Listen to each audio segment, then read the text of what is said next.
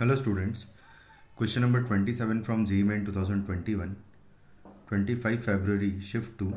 The question is, if limit extending towards 0 of ax minus e to the power 4x minus 1 divided by ax into e to the power 4x minus 1 exists and is equal to b, then आपको बताना है value of a minus 2b.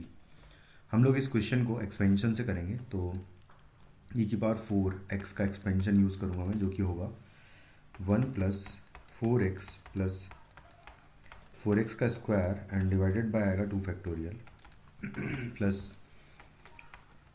4x का cube divided by आएगा 3 factorial till infinity. इस तरीके से चलता रहेगा. तो ये आ जाएगा limit extending towards 0 and a x minus 1 plus 4x plus 4x का स्क्वायर डिवाइडेड बाय 2 फैक्टोरियल. वैसे तो कुछ इस तरीके से, इसके बाद वाले टर्म्स की आवश्यकता नहीं पड़ेगी, -1 है, कुछ इस तरीके से है, होल डिवाइडेड बाय, यहाँ पर आ जाएगा ax एंड इनटू सेम में यहाँ पर भी पुट कर दूंगा तो आएगा 1 प्लस 4x प्लस 4x का स्क्वायर डिवाइडेड बाय 2 से लेके इस तरीके से एंड -1 है. 1 से 1 यहाँ से कैंसिल आउट कर देंगे, 1 से 1 यहाँ से भी कैंसिल आउट हो जाएगा.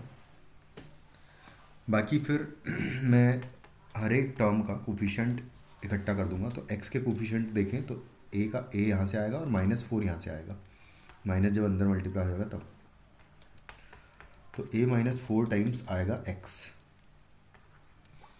उसके बाद फिर नेक्स्ट स्क्वायर वाला टर्म जो है, यहाँ से 4 स्क्वायर 16 आएगा, 16/2 8 हो जाएगा ये, तो 8x स्क्वायर आएगा. और उसके बाद क्यूब वाली टर्म्स आएगी, तो उनको तो रहने देते हैं, माइनस करके लिख देता हूँ मैं, सिर्फ माइनस करके. इस तरीके से ये आगे सीरीज चलती रहेगी. डिवाइडेड बाय, यहाँ पर अगर देखा जाए तो ax अगर अंदर में मल्टीप्लाई करूँगा तो 4ax स्क्वायर आएगा ये, या फिर कॉमन ले लेते हैं हम लोग, ऐसा करते हैं. तो अगर कॉमन ले लूँगा मैं, यहाँ से x कॉमन ले लूँगा तो 4ax स्क्वायर आ जाएगा बाहर और अंदर होगा 4 प्लस 8x होगा यहाँ पर से लेके इस तरीके से आगे टर्म्स मिलेंगे मुझे. अब अगर देखा जाए तो नीचे एक्स स्क्वायर का फैक्टर कॉमन आ रहा है, यहाँ से अगर देखें तो एक्स स्क्वायर कॉमन नहीं आएगा और कैंसिल आउट नहीं होगा, और कैंसिल आउट नहीं होगा दिक्कत हो जाएगी, क्योंकि उस सिचुएशन में ये लिमिट इनफाइनाइट पहुँच जाएगी. और अगर ये लिमिट इनफाइनाइट पहुँच जाएगी तो फाइनाइट नहीं आएगी. लेकिन उसने कहा है कि एग्जिस्ट करती है, तो एग्जिस्ट तभी कर पाएगी जब एक्स का कोफिशिएंट यहाँ से 0 हो जाए, यानी कि a-4 = 0 हो जाए, तो a की वैल्यू 4 आ जाए. उससे होगा ये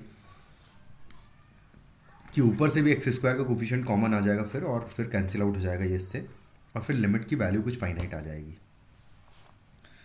तो a का वैल्यू 4 होना चाहिए सबसे पहले. तो अगर a का वैल्यू 4 हुआ तो ये टर्म गायब हो जाएगा, और अगर ये टर्म नहीं रहेगा तो बेसिकली हमारे पास जो क्वेश्चन बचा रहेगा वो होगा limit extending toward 0 and -8x square रहेगा, और जहाँ से कि एक्स स्क्वायर कॉमन ले लूँगा मैं बेसिकली अब, तो बचेगा -8 एंड कुछ आगे टर्म्स आएगी, और उन सब में x का टर्म तो रहेगा ही रहेगा.